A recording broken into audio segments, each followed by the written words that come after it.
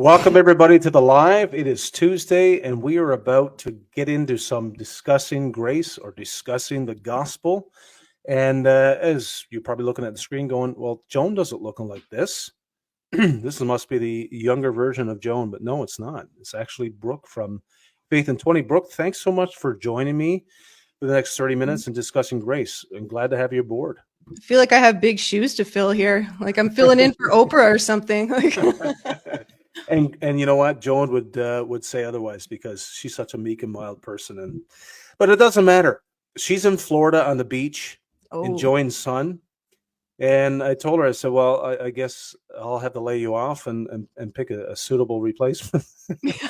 but anyway but anyway, we're back at it again. This live is basically, we've entitled it discussing the gospel or discussing grace. Everything's filtered through the lens of grace, and tonight I think we got a pretty good show as we navigate and traverse through all this.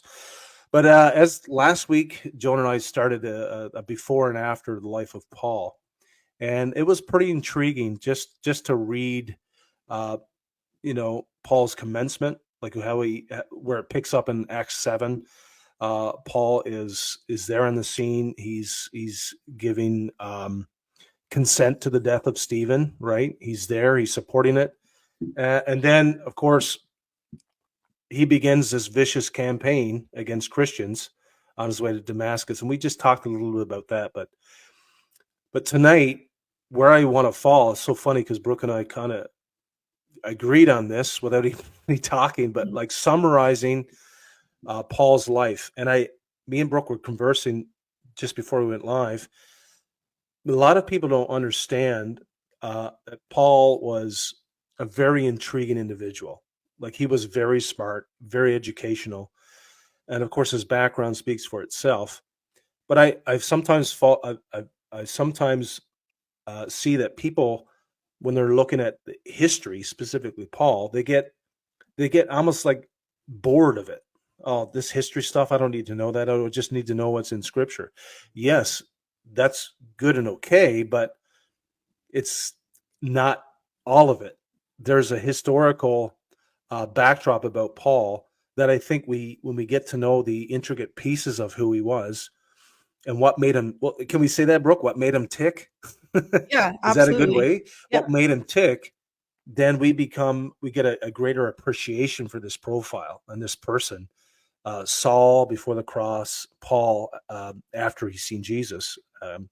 So we're just going to jump right into and summarize Paul's life a little bit, just so we can get an understanding and a greater appreciation for this individual. So before I even start, Brooke, is there anything you want to say at all before we jump into it? Anything you want to add?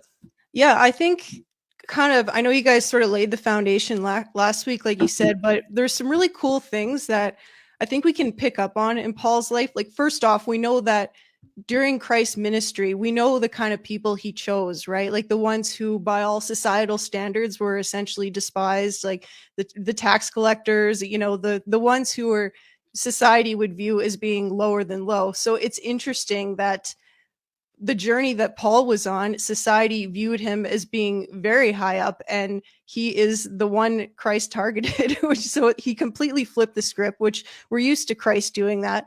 But a really cool thing about him is, not only was he so well educated, I guess to our American friends, he essentially would have been going to like the Ivy League, like studying under, I guess, the Gordon Ramsay of That's a good way to put it. Of that, yeah, of the Pharisees. So he was studying under Gamaliel, in which Acts 5 and Acts 22 both make reference to this guy. And he was considered, the elder. He was the leading authority in the Sanhedrin. He was even called a doctor of Jewish law. So essentially the difference between, like going to Bible college versus having a doctorate in theology to that extent. So one kind of cool thing that I wanted to mention about that is, so knowing this and knowing the kind of person that Paul was, like he was present for the stoning of Stephen, like he was a Pharisee among Pharisees. We all know that. His elder Gamaliel was actually, he seemed like a kind of a pragmatic guy a little bit. Like he was kind of a wise guy. In Acts 5, when the apostles were brought in before the Sanhedrin, he actually prompted his fellow Pharisees to go light on these guys. He said, look, if these guys are from God, then you're fighting God himself, which ironically is Isaiah 46:10, where God says, my purpose will stand, I will do all that I please. So this guy who you would expect to be, you know, let's stone him to death, incredibly harsh, being Paul's teacher, since this was the kind of guy that, Saul was. He was actually he was pragmatic about the situation. He was kind of wise, saying, look, we don't know where these guys are coming from, but if they are from God and you go up against these guys and they are from God, then you're going against God himself. So I feel like there's a little bit of a bit of a blueprint there, like perhaps a little bit of foreshadowing to the kind of person that Paul would end up being in his ministry. So I thought that was kind of just a neat little tidbit. Yeah, that's an incredible point to make. I mean, you look at Paul, you have to say how, like, he was so, not only did he have the history, the education, and the wits, and just the wisdom, and how he navigated conversations and situations, but he was so persuasive. Like, the guy was, anybody who has, I don't know about you, whether the education is right or wrong, if you are very persuasive. I mean, you look at Acts 10, Paul, when his journey to Thessalonica, and he walks into that place, Athens, Greece, and he walks in there and he sees these idols. I mean, the guy is so persuasive and so is so timely with how he was able to point to things, use different things, his setting, his people, the audience, or whatever, and be able to draw people to the attention of the gospel that he was about to preach. But all of that came from, like you said, he was. I always seen Paul as being so stoic too, like the look on his face was very I mean, I've never met the guy, wasn't there, but you could just create this image in your head that he was just so, we say in the sports world, he was just so locked in, like Yeah. in every respect of that term. But again, before we jump in, I know, Brooke, you got a lot of stuff to share, but we're just going to share interchangeably. But as Paul, of course, we all know him. Everybody knows him in the Christian world, his conversion. They know his name was Saul before he became Paul. And that was kind of indicative to the transition, right? This is what he was before, and this is what he is now. And a traveling apostle preaching the grace of God throughout the Roman world. I mean, just unbelievable. But he was on this road, we know, Damascus, and his whole plan was to bring out the ravenous wolf. Sorry, as I said it, the ravenous wolf, and to basically tear the Christian, which was called the Way in the early church, to tear them apart, like to silence them, to put them in prison, to do away with them, right? And as he's going, he's basically blinded by a light, and he falls to the ground, and Jesus speaks to him, right? Jesus, he's a witness, right, to Jesus Christ. He hears him, and it's indicative to the response, right? Who are you, Lord? And it's interesting that word Lord is not really, not Lord as in God and Jesus. It's actually Lord as in ruler. That's that Greek word there. Yeah. Ruler. This is sense that he's paying respects to. Obviously, he knows and gets a sense that this voice, this person, is someone of greater authority. There's authority here. Well, that's So just it. It's not unlike what we've seen throughout the Hebrew Bible with these divine right. messenger encounters, right? His reaction was very much the same as what we've seen all throughout, even just Genesis. It was a very similar reaction to the divine messenger, except he knows this is more than just the divine messenger. This is he knew this is the resurrected Christ, and immediately he was in awe. Yeah, and immediately. It wasn't like it took time, Mhm. right? Immediately he recognized that this is a Lord of sorts. This is somebody that is a greater position than me. There's somebody I'm speaking to here that but it's so astounding, because you can't just, to me, you can't just skim over these things. Like, I mean, I don't know about you, Brooke, but I'm not sure if you've watched any uh, movies based on Paul's life. I mean, there's so many out there. Some are very bad, some are mediocre, some are like Yeah. you watch them in small little snippets because you kind of take what you can eat and throw it the bones. But have you ever watched any movies based on Oh Paul's man, I've life? watched an incredible one actually called Paul, Apostle of Christ, and ironically, Jim Caviezel plays Luke in it because we know Jim Caviezel Okay, from yep. he was Jesus in the Passion, so but he plays Luke in it, and it's around the time frame where Paul's in his last days, and Luke goes into the prison to kind of get Paul's last words of wisdom before he's executed, and it captures that time frame, and it's just absolutely phenomenal. Yeah. See, I don't think I've watched that one.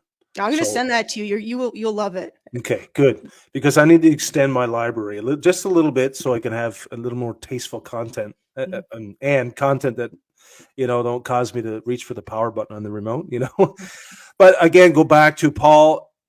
He encounters Christ. Okay, on the road to Damascus, the very road that he's traveling.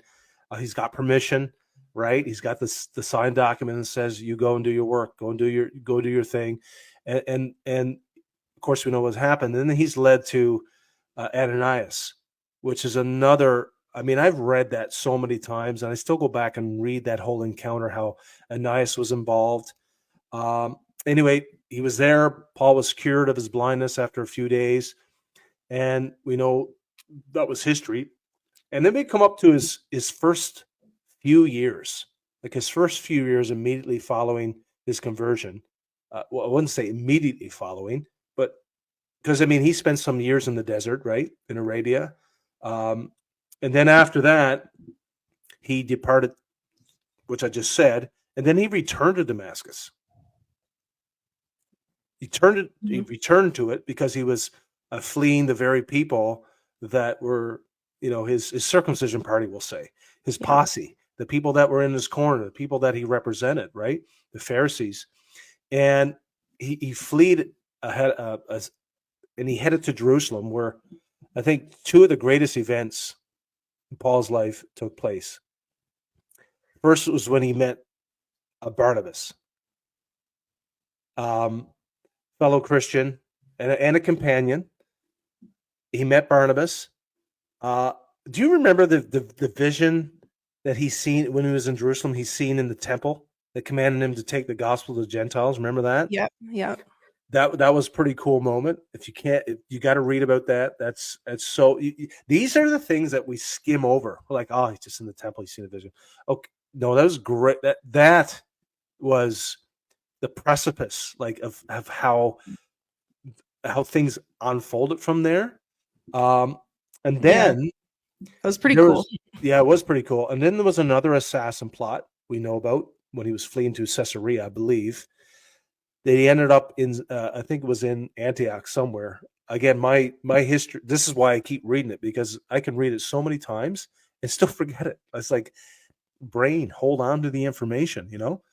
Um, so he partnered with Barnabas and he took a journey down to Jerusalem uh, to bring. And I love this. This is the way I see it anyway. To bring relief to the church, right? Everything that was going on, and I mean, of course, he was the forerunner involved, and now he's bringing relief. He's like, we gotta bandage his wounds, so to speak. And then he returned to Antioch again. Anything you want to add? Because we can Yeah. do this I think interchangeably. And the thing that I want to kind of point out there that I think I don't know how many people think about this or not. I think the notion is that, okay, once, Paul was, I guess you could say indoctrinated with all this information from the resurrected Christ and, he could see again. Now he just hit the ground running and he became an authority figure and everybody listened to him and It's he not the opposed case. James. No, Paul had a PR problem starting out, right? Because Right. first off, when you look at the Jews, they're thinking, is this guy, what is he doing? Like, what does he have up his sleeve here? So Peter has to vet him, obviously. And then going to the Gentiles, they must think they're getting tricked or something by him because the guy, like, no one in their right mind would think that the guy who's been persecuting the church would end up being known for being persecuted for building churches or planting churches, or forming the body of Christ. But So isn't that the way the apostles seen him?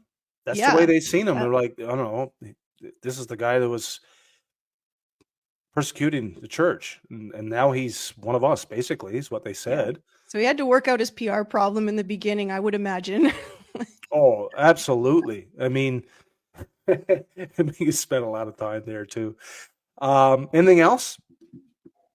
I think with the way Paul writes, like it just in Corinthians, for example, like I think we assume because, and I know we have talked about this a little bit, but when someone is a Pharisee or they've been indoctrinated into that lifestyle, I think there's a level of ignorance that we assume that goes on with it. But that wasn't really the case with Paul. Like we know he was very well rounded. Like he was a worldly guy in the sense that, he understood Greek literature. He understood when he writes to the Corinthians.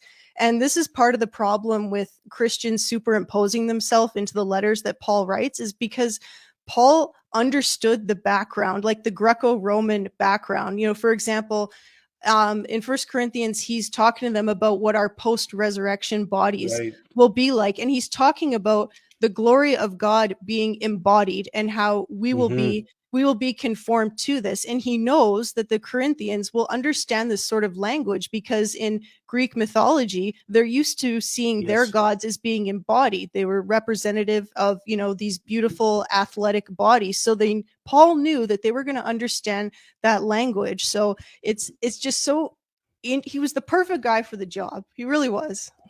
Yeah. I mean, to attach to that is, the outline of Hebrew. He was a Hebrew. He was a Pharisee.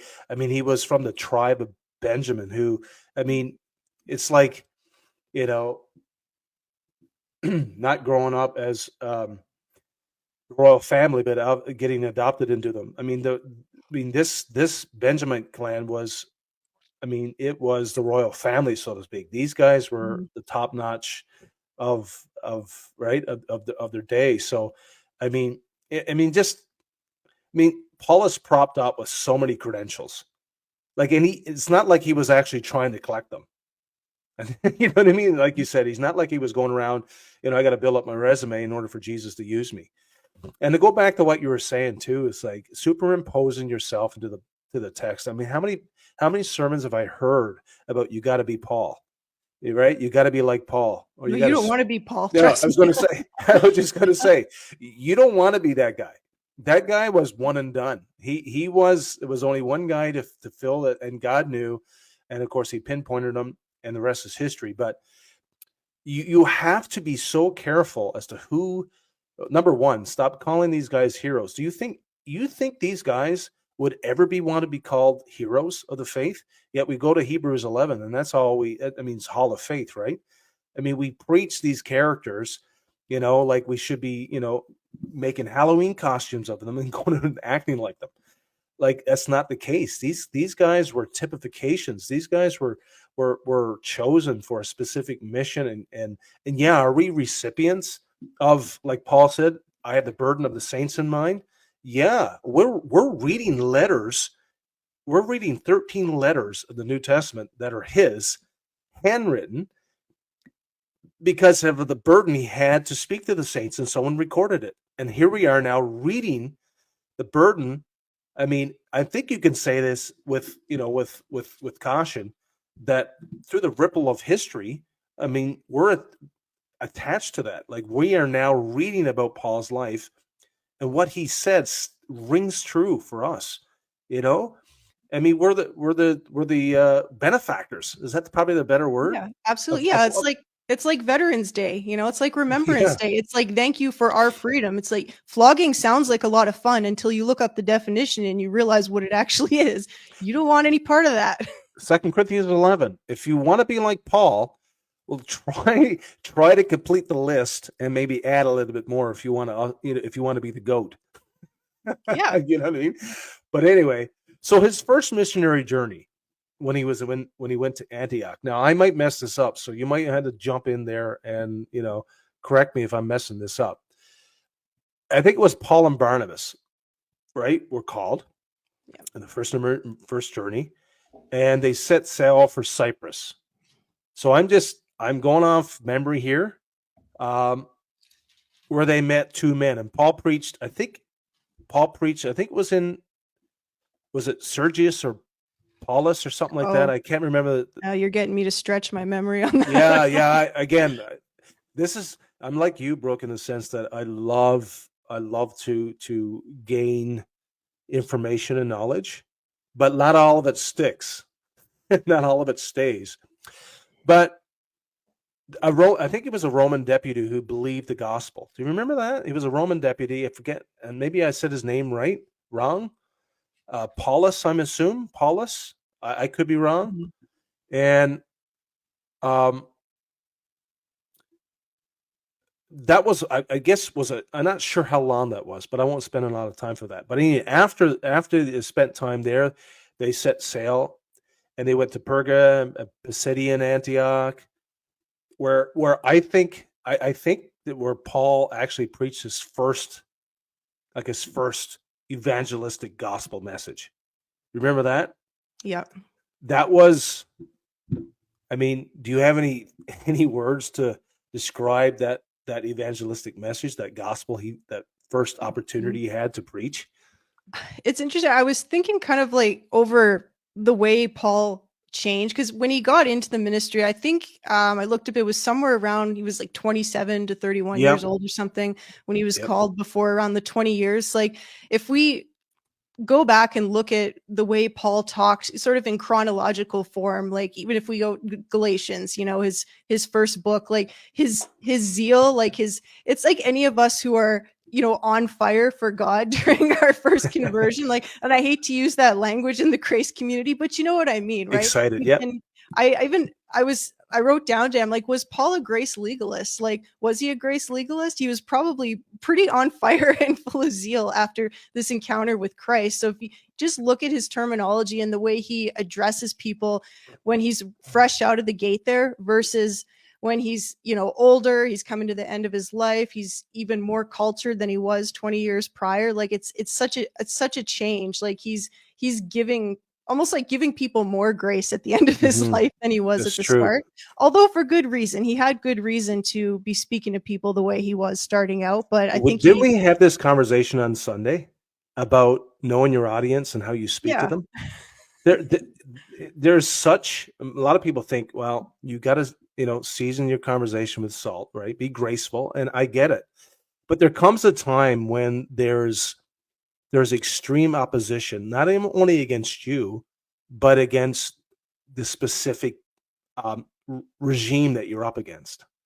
Sometimes the collective power of that opposition calls for, it, not ignorance, but like Paul clearly Paul had to be militant at times. I mean, militant Oh, might be a strong absolutely. word, but I believe so that it fits. But as Yeah. other, but when you go to say, like you read Corinthians and that letter to the Corinth church, was it stern? Yes, but it was still. I mean, he still reminded them, who they were, and Paul was so good at that, right? Even to the Galatians, right? You're running such a good race. Someone like, why'd you let them cut in on you, right? Like he was very straight to the point, but then he reminded them, hey, this is who you once were. This is who you are now, right? That's not a gospel. This is a gospel. Yeah. So he was very directive, and he spent a lot of time. I mean, you have to be with that kind of knowledge and persuasion to be very reflective. Like I mean, the guy. I wish I read his diary. you Oh, know, absolutely. Like, it's essentially, if we didn't have Paul, like if it was up to, say, Peter, I mean, we have so many examples of Peter kind of going back and forth. If it was up to him to preach to the Gentiles, it's like you take on the Jews and the Gentiles, Peter, I don't know where we would be at. So essentially, Christ comes to him and he's like, here's my baby, protect it with your life. So that's this a was his great job. So he illustration. explicitly defended grace at all costs.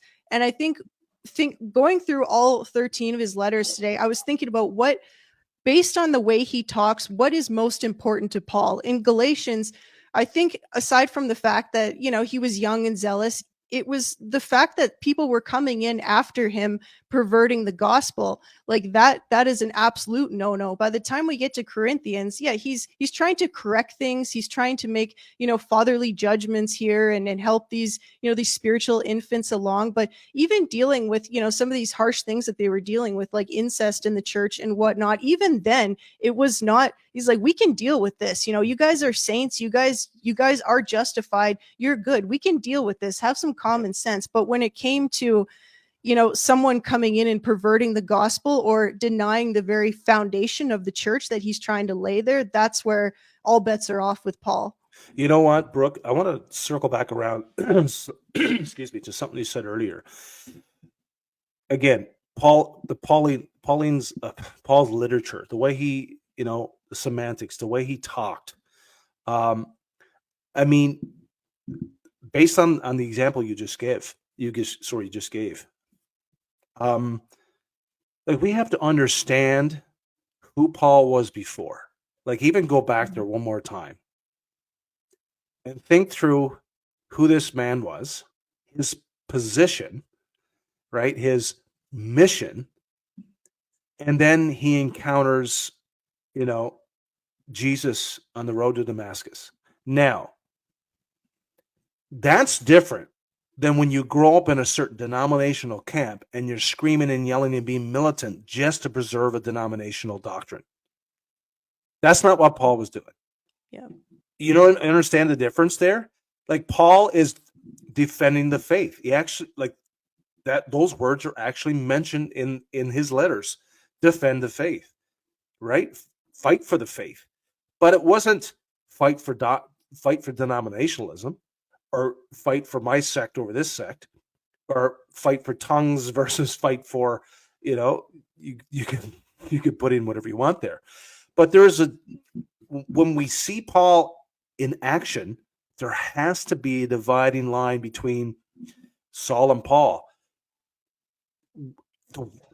Who he was before the cross, before Jesus, and after, his approach was all derived from this Jesus that changed his life. I mean, that's layman's terms. And everything he done came from that. Now, he did it soundly.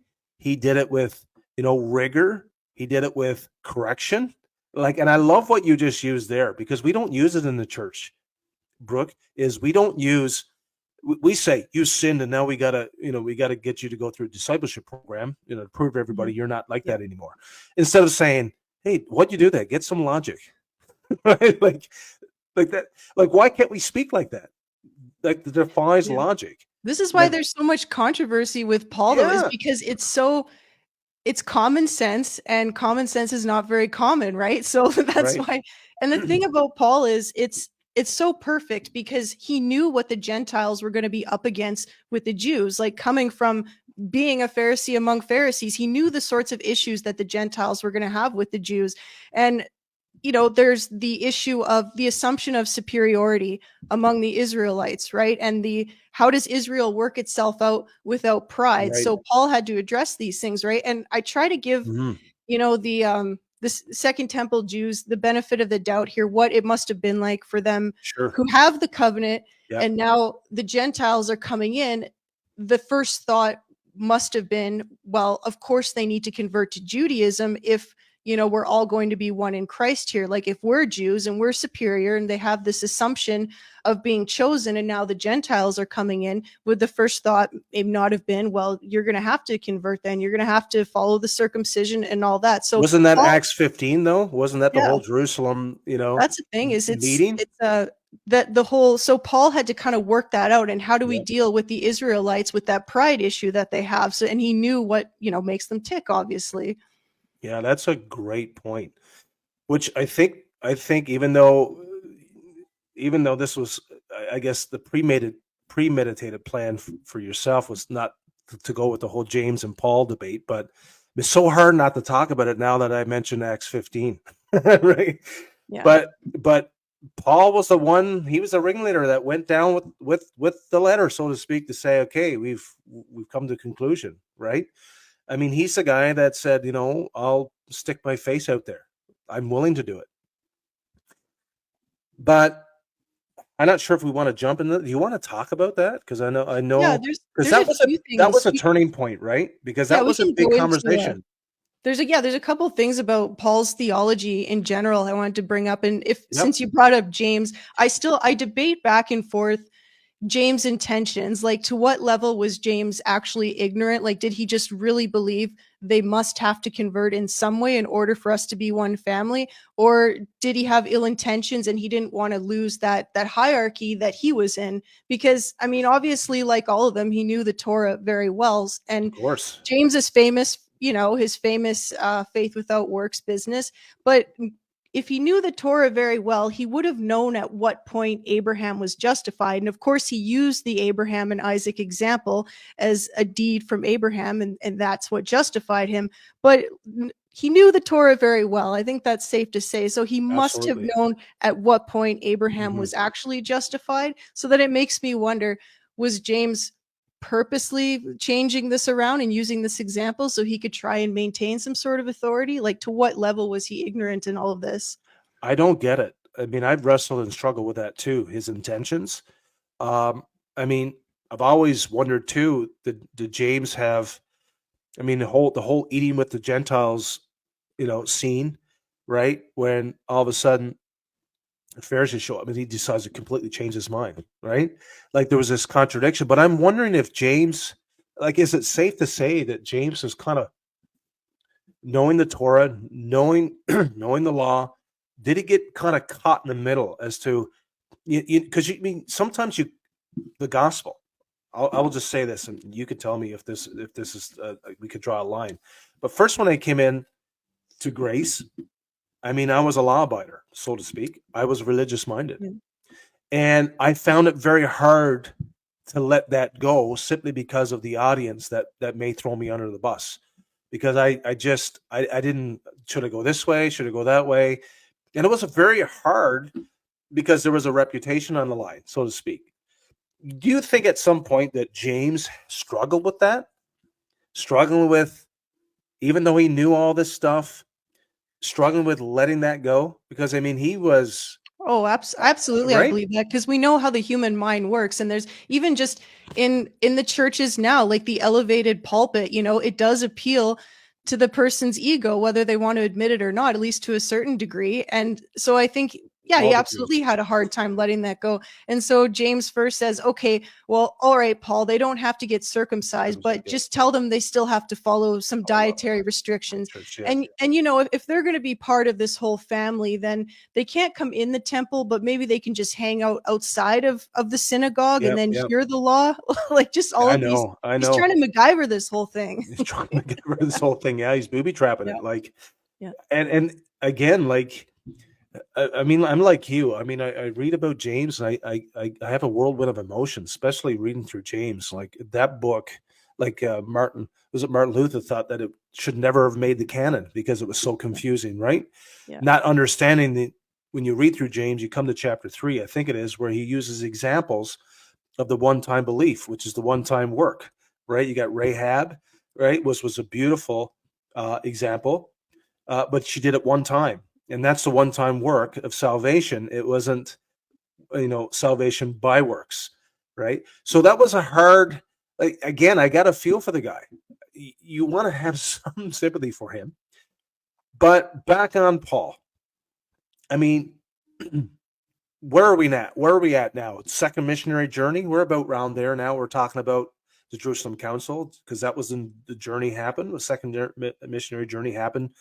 Was it around that?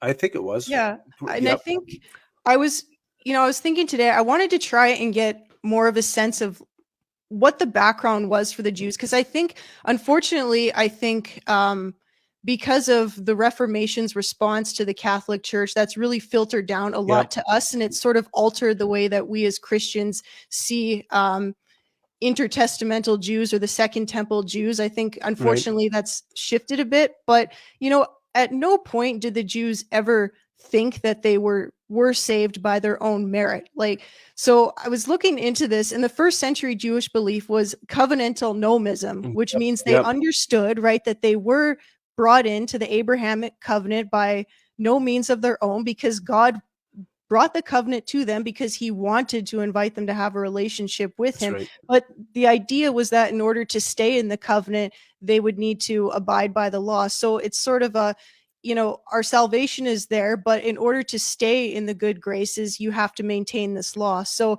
I think it wasn't as black and white as the works versus faith thing. And No, I I don't think I so. think this makes a little bit more sense, because there's a lot of I know talk out there about, does Paul contradict himself? Like in Romans, where he says God will repay each person according to what they've done, and then further on says, a person is justified by faith apart from the law. So what does he mean by that? And I think he was addressing that background in the Second Temple Jewish period, where we are saved by faith apart from the law, but you maintain it by keeping up the law. So I think he had to address that with his Jewish counterparts. Yeah, that's really good. That's really good. So, I mean, again, there's no real timeline. There's no real map to follow here tonight. But I wanted to zoom in on a couple of the things that Paul did on his missionary journey, um, that I thought was so interesting.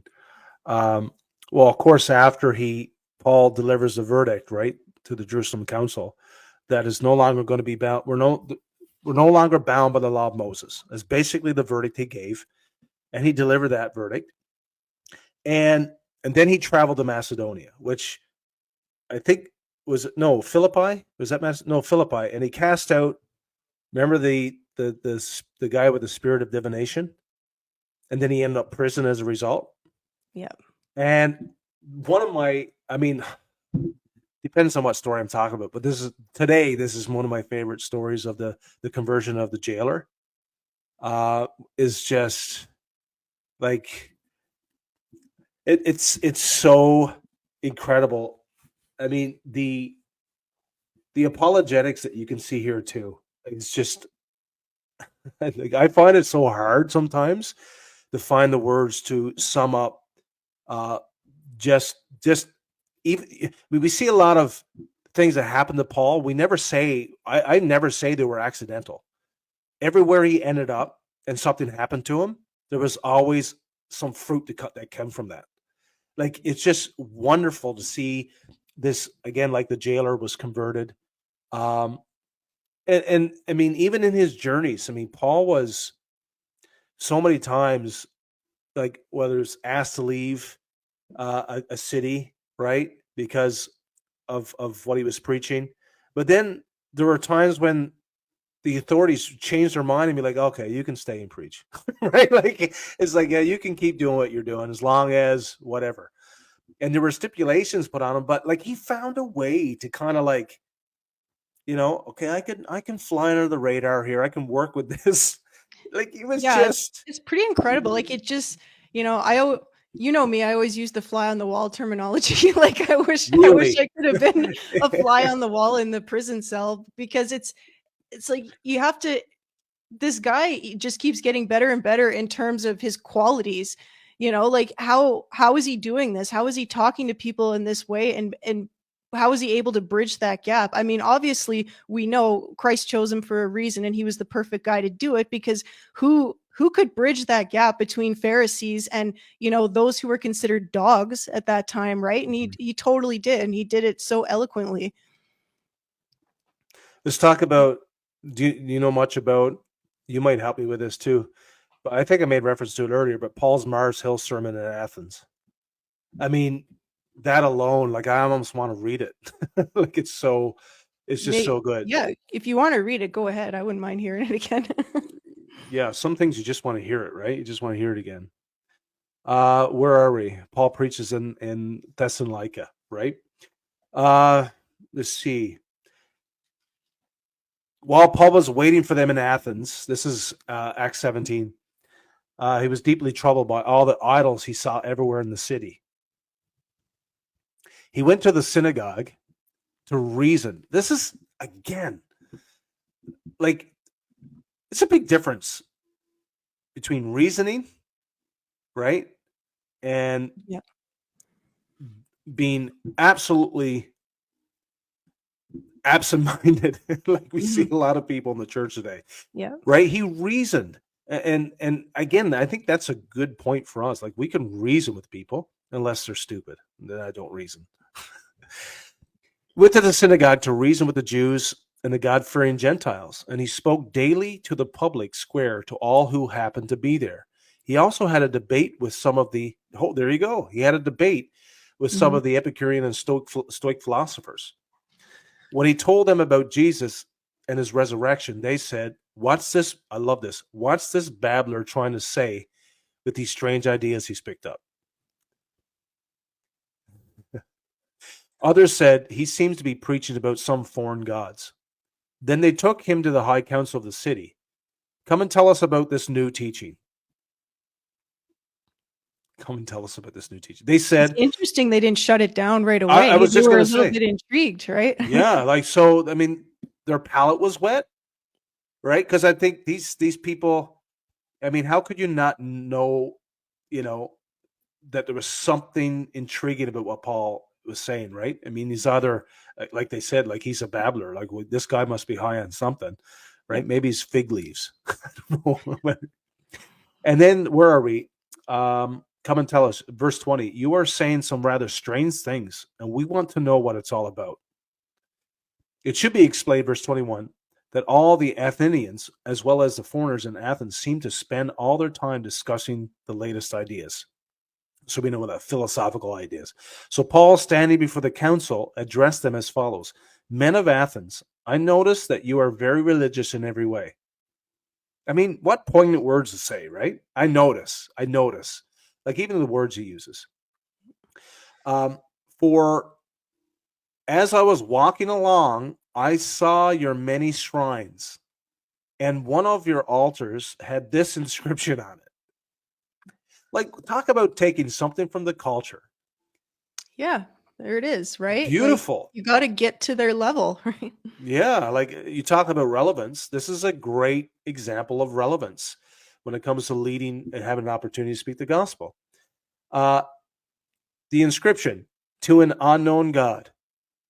This God, whom you worship without knowing, that's interesting words too, eh? Is the one I'm telling you about. He is a God who made the world and everything in it. Love the Genesis reference right off the bat. Yep. Since he is Lord of heaven and earth, he doesn't live in man made temples, and human hands can't serve his needs. For he has no needs. He himself gives life and breath to everything, and he satisfies every need.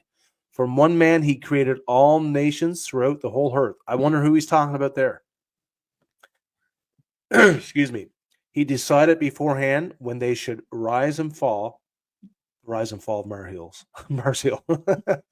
He decided beforehand when they should rise and fall, and he determined their boundaries. His purpose was for the nations to seek after God and perhaps feel their way toward him and find him. Now, that's, I mean, of course, we're dealing with versions here, but I'm reading from the NLT. Like, that's an interesting phraseology, the way he posed that, right? Like, you know what? It's up to you if you so wish to oblige yourself and dive into this and take the meat, so to speak. But he never did it. Was there any sense of force? Like, I'm not leaving Yeah. here until I see a hand. Right? Yeah, he's so crafty in the way he says it. If you think about, it's like if you talk to someone today, if you're trying to debate with someone or appeal to them in some way or get them to see your point of view, you start with a compliment and you say, "Look, you seem like a really smart person. Like, I can tell you're super intelligent. So what I'm going to say, you could probably understand what I'm going to say." And then he starts to appeal to them with all the common sense, and he's got them now. He's roped them Yeah, in. that's exactly what he's done. He's again, the words he uses. Verse 28: For in him we live and move and exist. As some of your, this is very, very interesting. Some of your own poets have said, we are his offspring. And since this is true, we shouldn't think of God as an idol.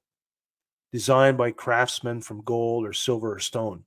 God overlooked people's ignorance about these things in earlier times, but now he commands everyone everywhere to repent of their sins and turn to him. For he has set a day for judging the world with justice by the man he has appointed. And he proved to everyone who this is by raising him from the dead. We'll finish off chapter 17, I guess. When they heard Paul speak about the resurrection of the dead, some laughed in contempt, but others said, "We want to hear more about this later."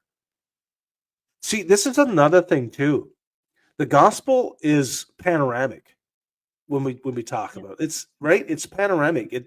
We think that as soon as we share the gospel, like my example with the guy in the truck, right? Brooke, and I shared that. I mean, today was a whole different story. We put this timeline on sharing the gospel, like, oh, he hasn't come to Christ yet. Oh my goodness, what am I going to do? I got to say something. I got to do something. And we form this whole manipulation plan to get him to say the sinner's prayer, just so we can say, oh, he's in the ark. Praise the Lord. He's in the ark. He's safe. Yeah. When clearly we just read, they said, we want to hear more about this later. It wasn't, okay, guys, bow your heads and close your eyes. I mean, we can learn a lesson or two from Paul's approach and how he just shared. And I love that he shared the historical Jesus too. It wasn't just the crucifixion. Mm-hmm. He pointed to the historical Jesus, Genesis, and he even involved some of their own poets, philosophers. This is what these guys said, right? Like, this is exactly. I mean, we talked in our group on the weekend there about how do you present the gospel to people, and it's this way. You have to show continuity. You have to pull Jesus through all the way through Genesis to where you're at right now. That's the only way to do it. You can't isolate it. It's the rope, right? That we talked about. It's the rope. But I guess we can cap it here in verse 33. Then that ended Paul's discussion with them.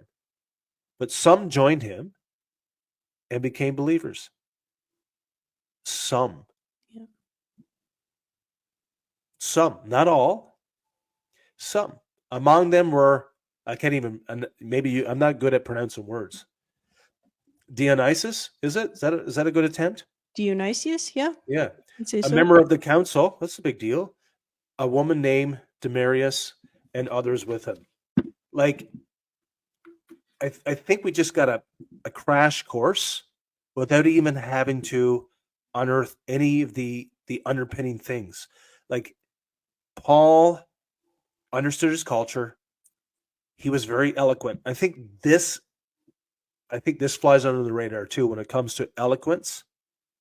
Like, you don't have to be fast, right? You don't have to be quick at this. You could take your time, let someone talk. Use pinpoint key phrases and things they said that you can take and incorporate into, the presentation or describing the gospel. It doesn't have to be, you know what I mean? I'm going to go to John 3:16 every day. And that's what I'm going to use as my key verse, or Romans Road. Got to take people to the Romans Road, Brooke. I'm not saying these are bad things, but there are so many different ways. And when we find ourselves like in front of somebody, I think is a slow and steady wins the race. Like, just like you said, there's so many lessons we can learn from Paul here. Any final? Well, yeah, I think a big takeaway, like particularly with this passage too, is it. If you want to talk about be like Paul, I guess in this context, be like Paul, because I think especially in Western culture, we really overlook the way someone's culture, everything, their identity is tied in with their spirituality. Like, someone in a Greco-Roman society, that is absolutely true. They grew up with all of these ideas about different gods, what they look like, what they do, how they influence things. Even, to the political system, even to the way they operate in their families, how they do business, what they eat. So coming in with that background, Paul understood all of this. So it's actually a very big deal if after this, what seems like a pretty short time span, he was able to convert even a few people here, knowing that their identity is so closely tied with all of this other stuff. That is absolutely incredible. And he was able to do it because he related to them. He came down to their level and he was sensitive to the culture that they were coming from. I want to make this note. 2 Corinthians 11, when he talked about, on top of all these hardships, the daily pressure that he had of making sure that the saints were taken care of, the gospel. Did he have any pressure? Did he even make a comment about pressure to win souls? No, not at all. Like, he was probably the most patient guy from what we're seeing here. But where was the daily pressure? It was the saints of preserving this gospel. Yeah. Making sure they don't forget who they are. I think that's a profound thought, that never did Paul ever have pressure or feel the, when I say pressure, of course, the pressure, the daily grind of all of these persecutions and all of these other things that he dealt with. But I'm talking about, like, I got to win souls, or I gotta preach, and something's got to happen. He didn't feel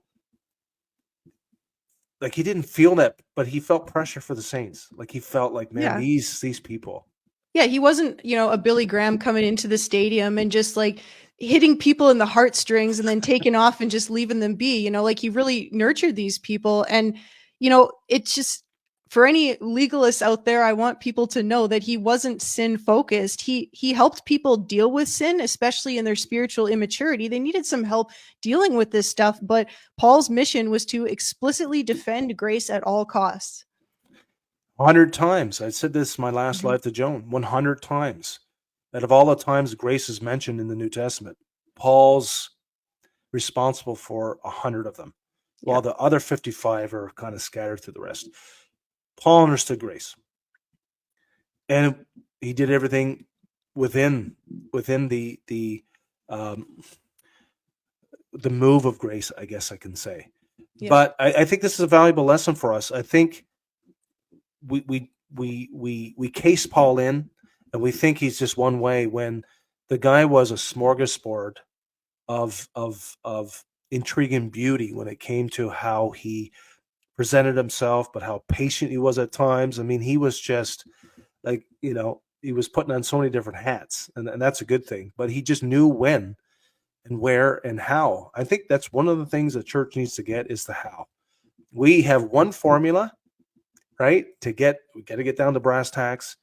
And if that formula doesn't work, right? If our outreach event doesn't work, and it doesn't, put bodies in the pew, and if it doesn't, if at least one don't come, right? Then it's all just an absolute failure.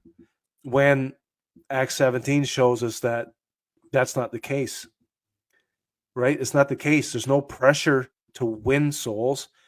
It's, to me, with all the religiosity out there, it's a continual reminder to the saints of who they are, because we can get swallowed up, right, in this law-based, in the law-based gospel, we'll say, which is no gospel at all. But I think it just speaks to, he speaks to us today, but it speaks to just a beautiful a man that he was, but lessons for us to kind of, we'll tuck it in our back pocket and just remember.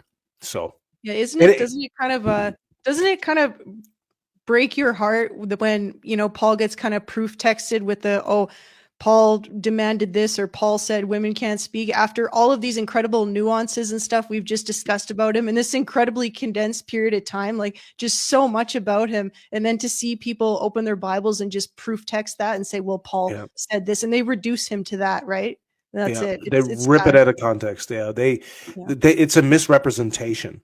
I think totally. that really, you're right. It does break my heart, because there's so many denominations out there are just doing that. And I think that's one thing that I talk about a lot with people, is that Jesus didn't die for denomination, right? He died to make you his son and daughter. And that's not, the confines around that is not denomination. It's Jesus plus nothing. So I think that is something that we need to carry with us. We need to keep with us and understand that if we're going to proof text a text, we're reading someone else's letter, and we're going to far remove not just the message, but we're going to, create a profile of a character that was never his intent. And I think that's so important Yeah. to remember. Stop playing telephone with Yeah. Paul. You're playing Yeah. the telephone game. Stop it. That's right. Yeah. Well, Brooke, thanks so much for joining. We're on the hour, so it was an awesome time to have it was a you, lot and of fun. it was a lot of fun. We'll Yeah. probably do it again in the near future. For sure. And for those who are listening, you want to follow Brooke. It's Faith in 20 on Instagram. She's got a podcast, and you have YouTube. I am. Yeah, everything's on YouTube as well. Yeah, everything's on YouTube as well. So you can head over there and give her a sub and learn some stuff. And yeah, and that's great. This is good. And for me, you know me, and all the stuff is on the Instagram and YouTube. I'm not good at this stuff, so I'm just throwing you out there more than throwing myself out there. But thanks for joining us, guys. If you're watching the replay, you made it this far. Congratulations. And we'll catch you on the next one. So for now, like Paul would always say, grace and peace. We'll catch you later. Thanks, guys.